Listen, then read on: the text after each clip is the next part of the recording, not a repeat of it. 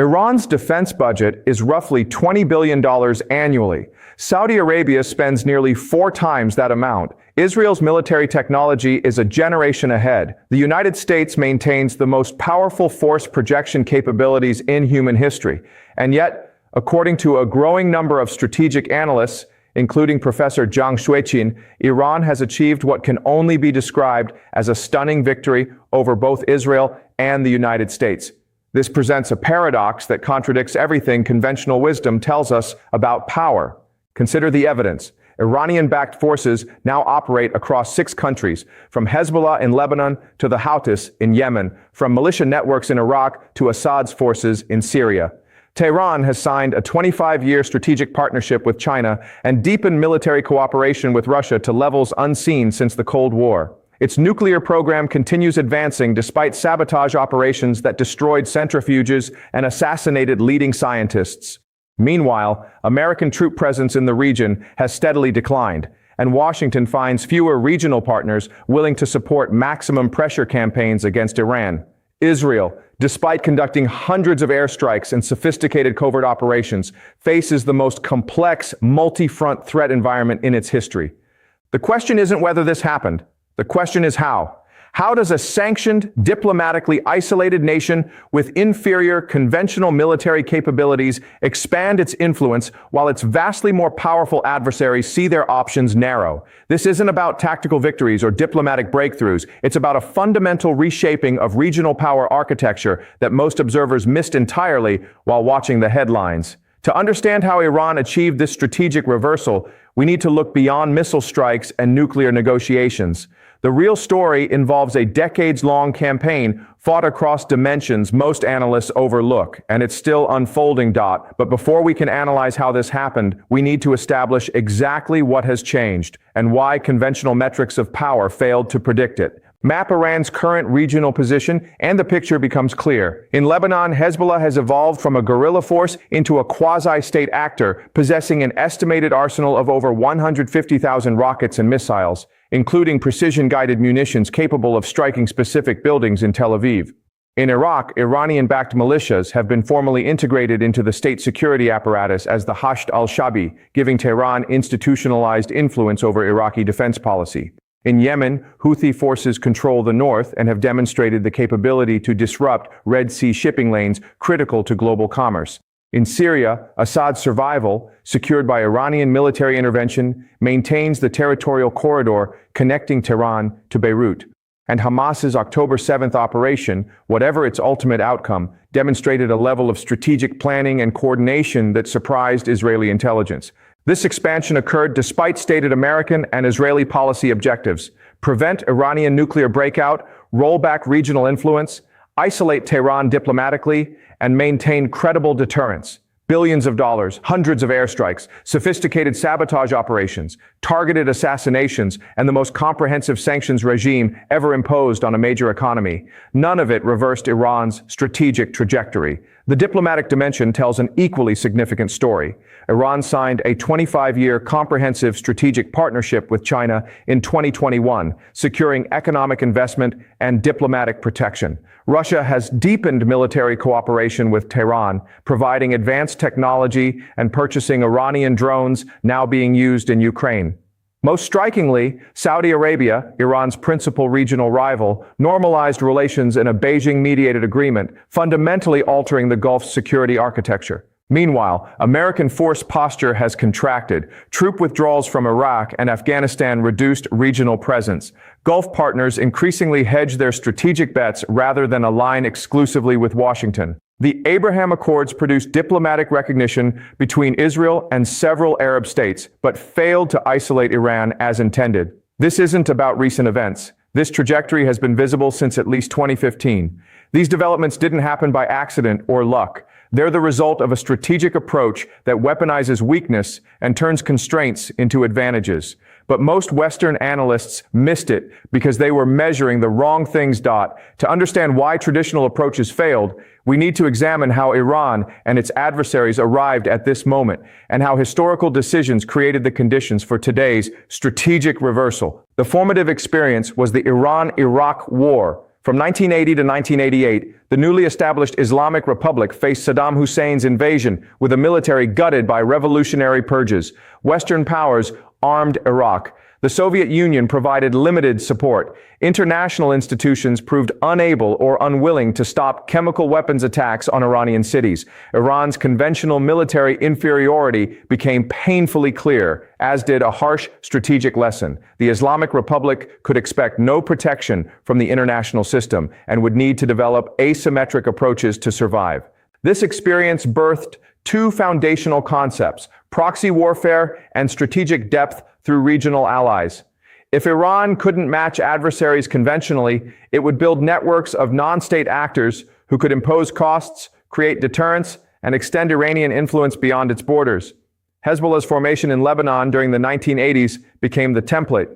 The Islamic Revolutionary Guard Corps' Quds Force, eventually commanded by Qasem Soleimani, systematically cultivated Shia militias across the Middle East, creating what Tehran called forward defense, the ability to fight adversaries far from Iranian territory. Then came the strategic windfall that Iranian planners couldn't have engineered themselves: the 2003 American invasion of Iraq. Washington removed Iran's primary regional rival and dismantled the Sunni-dominated power structure that had contained Iranian influence for decades. Iraq's Shia majority, long oppressed under Saddam, suddenly controlled the government. Iran moved quickly to establish relationships, provide support, and embed itself within Iraqi political and security institutions. What American policymakers intended as democracy promotion became, paradoxically, the single greatest expansion of Iranian regional influence since the revolution. The Syrian civil war tested Iran's strategic commitment. When Assad's regime faced collapse in 2011, Tehran made a calculated decision: commit substantial resources, estimated in the billions annually, to preserve the Syrian government. The strategic logic was clear. Losing Syria would sever the land corridor to Hezbollah, breaking the axis of resistance and leaving Iran geographically isolated. Despite enormous costs in blood and treasure, Iranian forces, along with Hezbollah fighters and Russian air power, ensured Assad's survival. The 2015 Joint Comprehensive Plan of Action offered a different kind of test. Iran accepted intrusive inspections and limitations on its nuclear program in exchange for sanctions relief. Western analysts interpreted this as Iran backing down under pressure. Tehran saw it differently: a tactical pause that provided diplomatic legitimacy while allowing consolidation of regional gains already achieved. That calculation changed in 2018 when the Trump administration withdrew from the JCPOA and reimposed sanctions under a maximum pressure campaign designed to force comprehensive behavioral change. Oil exports plummeted, banking access evaporated. The assassination of Soleimani in January 2020 was intended to decapitate Iranian regional operations. Simultaneously, Israel conducted hundreds of airstrikes against Iranian positions in Syria and sophisticated covert operations, including nuclear facility sabotage and scientist assassinations. These operations achieved tactical objectives, but they didn't alter Iran's strategic trajectory. Instead, maximum pressure accelerated Tehran's pivot toward China and Russia, powers willing to provide economic lifelines and diplomatic protection precisely because Iran challenged American interests. This history reveals a crucial pattern. Iran has consistently turned pressure into opportunity and isolation into innovation. But the real strategic shift began when Tehran recognized that the global order itself was changing and decided to position itself accordingly. Understanding the historical trajectory explains what Iran has done, but not how it succeeded despite enormous disadvantages. The answer lies in a strategic framework that most Western analysis fundamentally misunderstands. Professor Jiang's core argument is that Iran did not need to defeat Israel or the United States in any conventional sense. It only needed to reshape the strategic environment so that both powers faced rising costs, narrowing options, and diminishing returns. That is a very different standard of victory. In this framework, success is not measured by territory seized or battles won, but by whether an adversary can still convert superior resources into political outcomes. And over time, both Israel and the United States found that they increasingly could not. The first pillar of this strategy is asymmetric cost imposition. Iran cannot match its adversaries plane for plane, ship for ship, or satellite for satellite, so it invests where the exchange rate favors the weaker player. A relatively cheap drone, loitering munition, or short-range missile can force an adversary to spend vastly more on interception, early warning, dispersal, hardened infrastructure, and constant readiness. The same logic applies to proxies.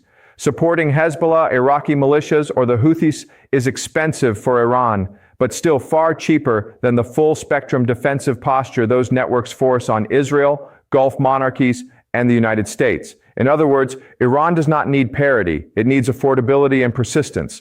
That helps explain why sanctions did not stop Iran's missile and drone programs. In fact, sanctions made them more central. Aircraft fleets require foreign suppliers, maintenance chains, and air superiority doctrine. Drones, rockets, precision guidance kits, and ballistic missiles are more scalable, more indigenous, and more transferable to allies. They are, in strategic terms, sanctions-proof deterrents. They also travel well across proxy networks, which multiplies Iranian reach without requiring formal deployment of Iranian forces. The second pillar is strategic patience. American administrations shift every 4 or 8 years. Israeli coalitions often change much faster. Policy slogans change with them: engagement, pressure, deterrence, rollback, containment. Iran, despite factional competition at home, has maintained remarkable consistency on several core objectives: regime survival, strategic depth, missile deterrence, nuclear latency, and regional influence. This continuity matters. It allows Tehran to absorb short-term setbacks without abandoning long-term direction.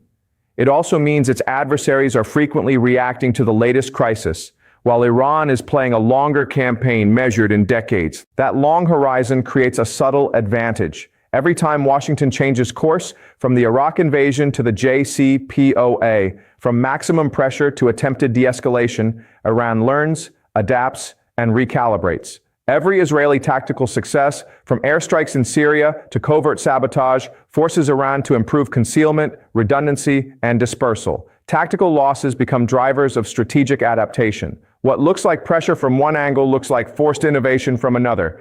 The third pillar is alliance diversification.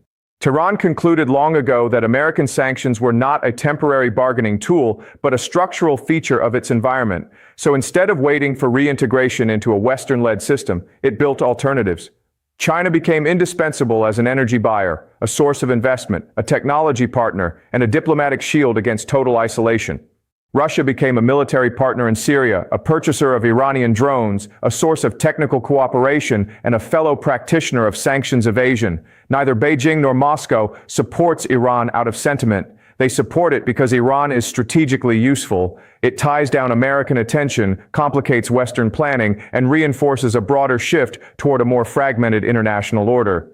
Then there is the nuclear question, where Iran's strategy has been especially disciplined. Tehran has advanced its nuclear capabilities while stopping short of openly building a weapon. That threshold position is not accidental. It preserves leverage without necessarily triggering the full military response that weaponization might invite. It keeps Iran at the center of diplomatic calculations while leaving room for ambiguity. The public debate often reduces this to breakout timelines. But the deeper issue is political. A threshold capability can be more useful than an actual bomb if it creates caution in adversaries, urgency in negotiations, and prestige among partners without crossing the line that unifies opponents. This is where Israel's dilemma becomes clear. Israel possesses overwhelming conventional superiority, advanced intelligence capabilities, and proven willingness to use force. But capability is not the same as freedom of action. Striking Iranian assets can delay programs and degrade networks, yet every strike carries escalation risks. Hezbollah can open a northern front. Iraqi militias can target American interests.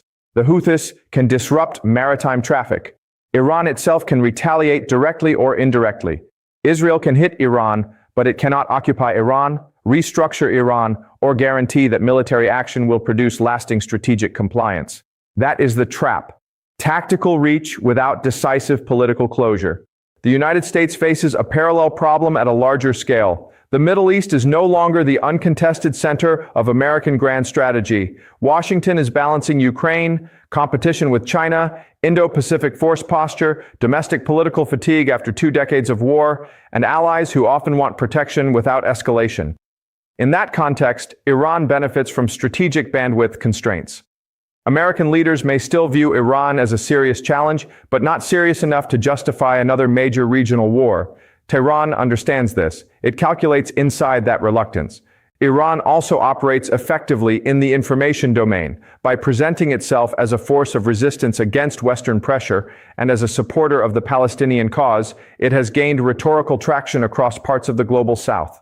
This does not mean foreign governments ignore Iran's hard power ambitions. It means Tehran has succeeded in embedding its actions within narratives that resonate beyond the Middle East, especially in societies skeptical of American intervention. Finally, Iran adapted economically. Sanctions inflicted real damage, but not strategic collapse. Smuggling networks, shadow shipping, front companies, barter arrangements, informal finance, and selective Chinese demand created enough oxygen for survival. The IRGC's role in the economy further insulated key state functions from normal market pressure. More importantly, Iran demonstrated a higher tolerance for economic pain than its adversaries anticipated. This strategic approach reveals why conventional metrics of power, military budgets, technological superiority, diplomatic alliances fail to predict outcomes. But the implications extend far beyond the Middle East, offering a blueprint for how other states might challenge traditional powers in an evolving international system. Understanding how Iran achieved its position is essential, but the more important question is what it means. The consequences of this strategic shift are already reshaping regional and global dynamics in ways that most analysis hasn't yet grasped. Start with the regional security architecture. For decades, stability in the Middle East rested on 2 assumptions: overwhelming American military presence and unmatched Israeli conventional superiority would guarantee outcomes. That framework no longer holds. Gulf monarchies now pursue simultaneous engagement with Iran, China, and the West, hedging rather than aligning exclusively. The Saudi-Iran normalization brokered by Beijing in 2023 was not a minor diplomatic correction. It was a watershed acknowledgement that even Riyadh, Tehran's principal rival, recognized the futility of pure containment. The Abraham Accords, intended to isolate Iran, instead accelerated Arab pragmatism. States that normalized with Israel did so partly because they wanted direct channels to manage Iranian power, not because they believed it could be eliminated. Turkey and Egypt are recalibrating similarly. Both have reopened dialogue with Tehran after years of tension. The message is clear: Iranian resilience has been demonstrated, and regional actors are adjusting expectations accordingly. Meanwhile, the Palestinian issue, often dismissed as secondary to Gulf-Israel normalization, has returned violently to center stage, proving that unresolved grievances create exploitable strategic openings that adversaries will use. Energy security carries global implications. Iran retains the ability to threaten Persian Gulf shipping. The Houthis have demonstrated they can disrupt Red Sea routes. The Strait of Hormuz remains a choke point through which roughly 1/5 of global oil supply passes. Even with American shale production reducing import dependency, energy markets are global. Disruption anywhere affects prices everywhere. Investors and governments must now price Middle Eastern instability as a persistent variable, not a temporary risk. Deterrence theory faces uncomfortable questions. Israel and the United States conducted precision strikes, assassinations, and sophisticated cyber operations. These achieved tactical objectives: facilities destroyed, leaders killed, programs delayed, but they did not deter strategic behavior. Iran continued enriching uranium, expanding proxy networks, and deepening foreign partnerships.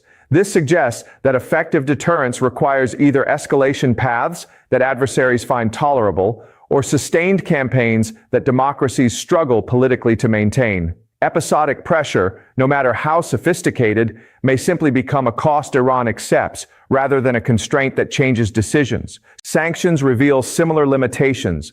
The most comprehensive economic pressure ever applied to a major economy did not produce strategic capitulation. Iran found alternative markets, circumvention networks, barter systems, and willing partners. China continued buying oil. Russia shared sanctions evasion expertise. Smaller economies provided transshipment nodes. Cryptocurrency and informal finance filled gaps. The lesson is not that sanctions are useless, but that their effectiveness depends on global compliance. When major powers refuse to cooperate or actively undermine enforcement, the dollar-based financial system has limits as a coercive instrument. This matters beyond Iran. China and Russia have learned that supporting sanctioned states creates strategic dependencies translating into influence. Iran's value to Beijing and Moscow lies precisely in its willingness to challenge American interests. That makes Tehran worth supporting despite ideological differences or economic costs. As the international system fragments, this logic may extend to other states facing Western pressure. Nuclear proliferation dynamics shift as well. Iran demonstrated that threshold capability, advanced enrichment without weaponization, provides negotiating leverage while avoiding the full costs of crossing the nuclear threshold. Other states watching this carefully may conclude that nuclear hedging offers strategic benefits without necessarily triggering decisive responses. That is a dangerous lesson in a world where non-proliferation norms are already weakening. Military technology diffusion accelerates the pattern. Iranian drones, now used by Russia and Ukraine, reveal vulnerabilities in expensive Western air defense systems when faced with cheap, saturated attacks.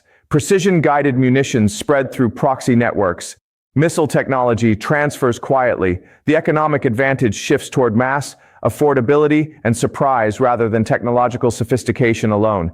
The broader implication is systemic. Iran offers a model for middle powers, strategic patience. Tolerance for economic pain, asymmetric methods, and alternative partnerships can expand influence despite opposition from traditional powers. That model is being studied from Caracas to Pyongyang to anywhere governments face Western pressure but see opportunities in a fragmenting order. These consequences are not theoretical future possibilities. They're already reshaping decision-making from Riyadh to Beijing. But the most important question remains, what happens next? Because the strategic landscape that allowed Iran's gains is still evolving, and all parties are adapting. Understanding the current implications points us toward future scenarios and the choices that Israel, the United States, Iran, and regional powers face in responding to this new reality. The current situation is unstable precisely because it represents a transitional moment. The old order has weakened, but a new equilibrium has not formed. That creates both danger and opportunity, depending on which actors move decisively and how others respond. 4 scenarios capture the realistic range of possibilities. The first is managed competition within a regional security framework. In this scenario, Iran, Gulf states, and external powers negotiate an informal understanding that accepts Iranian influence in exchange for behavioral constraints, no nuclear weaponization, limits on destabilizing missile transfers, and de-escalation mechanisms to prevent accidental wars. This would resemble Concert of Europe logic applied to the Middle East. Rival powers acknowledge each other's core interests and agree to manage competition within boundaries rather than seeking total victory. Israel would face a difficult choice. It could participate in such a framework and gain some influence over its terms, or remain outside and watch its strategic relevance gradually diminish as regional states move forward without it. The United States would need to accept reduced centrality, but could still shape the framework's design and retain partnerships with key actors. This scenario's probability increases if Washington remains focused primarily on China competition and if regional governments prioritize economic development over ideological confrontation. It requires all sides accepting that none can achieve maximalist objectives. The second scenario is an Israeli military campaign and the regional escalation that follows. Frustrated by diplomatic drift and facing domestic political pressure, Israel launches comprehensive strikes against Iranian nuclear facilities, missile production infrastructure, and IRGC command nodes. The objective would be setting back Iran's programs by years and demonstrating that red lines still carry consequences. But the response would be immediate and multidimensional. Hezbollah unleashes precision-guided missile salvos against Israeli cities and critical infrastructure. Iraqi militias target American personnel and Gulf energy facilities. The Houthis intensify attacks on shipping. Iran itself might strike directly or attempt to close the Strait of Hormuz, at least temporarily. Oil markets spike. Global economic consequences mount. The United States gets drawn into defensive operations it did not choose and may not have prepared for. The conflict either escalates rapidly toward direct U.S.-Iran confrontation or international pressure forces a ceasefire that leaves fundamental strategic issues unresolved and both sides claiming victory. This scenario's probability increases with Israeli domestic instability, significant Iranian nuclear milestones, or miscalculation during a crisis. The third scenario involves gradual American disengagement and a Chinese-brokered regional order. Recognizing the Middle East as a secondary theater compared to the Indo-Pacific, Washington continues reducing its force posture while maintaining over-the-horizon strike capabilities and intelligence partnerships. China, protecting massive energy investments and belt and road infrastructure, assumes a larger diplomatic role building on its success mediating Saudi-Iran normalization. Regional security architecture begins reflecting Chinese preferences, economic integration, authoritarian stability, non-interference in internal affairs, and transactional diplomacy over values-based alliances. Iran benefits from diplomatic legitimization and economic reintegration, but faces Chinese expectations for restraint that might limit some behaviors. Israel retains military superiority, but operates within a less favorable diplomatic environment, where fewer regional actors automatically align with its security concerns. American influence persists, but becomes less determinative. This scenario's probability rises if U.S.-China strategic competition intensifies and regional states conclude their economic futures depend more on Beijing than Washington. The fourth scenario is an internal Iranian political shift. Economic pressure, generational change, or leadership succession creates an opening for Tehran to modify its approach. This does not mean abandoning regional influence or capitulating to Western demands. It means seeking legitimization through calibrated behavioral changes, perhaps verifiable nuclear constraints, reduced support for certain proxy activities, or diplomatic engagement that allow sanctions relief and gradual normalization. This scenario requires Iranian leadership recognizing the long-term costs of isolation, Western willingness to negotiate without demanding regime change, and regional acceptance of an Iranian role within modified parameters. Its near-term probability is lower than the others, but increases over time with sustained economic difficulty and as the revolutionary generation ages out of leadership. Wildcards could accelerate or derail any scenario. Israeli political fragmentation might produce sudden policy shifts. American elections bring different strategic priorities. Unforeseen regional developments, a succession crisis in Saudi Arabia, state collapse elsewhere, major terrorist attacks could reshape calculations overnight. Nuclear timeline pressures may force decisions before diplomatic processes mature. Regional arms races, accelerated by technology diffusion, could create new instabilities. Each scenario carries distinct risks and opportunities, but one constant remains. The strategic environment that produced Iran's gains has fundamentally shifted, and all parties must adapt to a Middle East that no longer operates according to post-Cold War assumptions.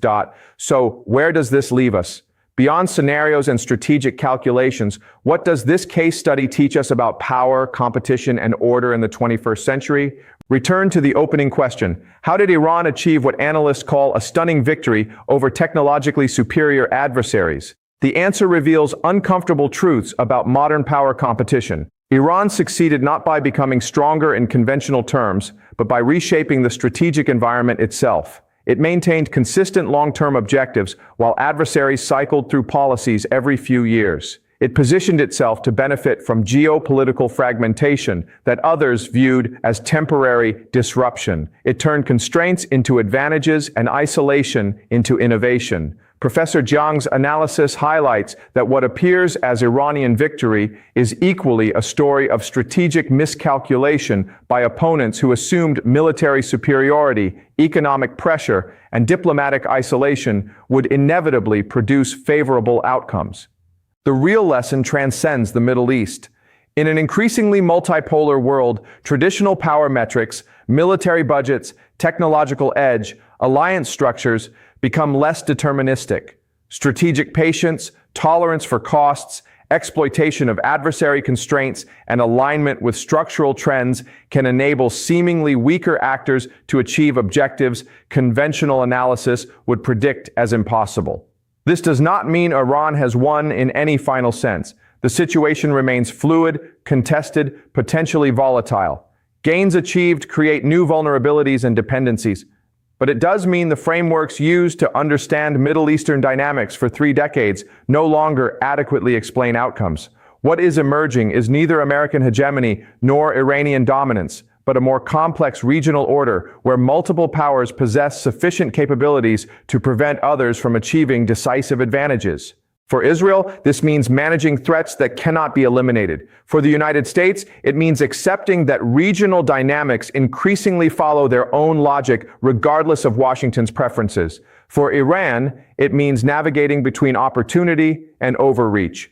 The broader implication extends to other competitions, the South China Sea, Eastern Europe, the Arctic, where traditional powers face challenges from actors employing asymmetric strategies in an evolving system. The Middle East's transformation from American-dominated order to contested multipolar competition offers a preview of dynamics we will see replicated globally, making this not just a regional story, but a window into how power itself is being redefined.